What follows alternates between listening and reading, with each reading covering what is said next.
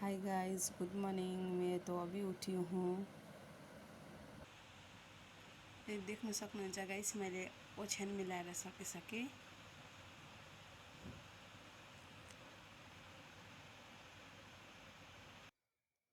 Guys, अब म भाँडा धोएर आउँछु। अन्त म ब्रस गरेर आउँछु।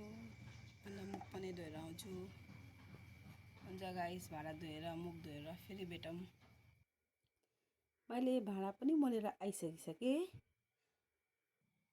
अनि मैले मुख पनि धोएर आइसकिसकेँ गाइस।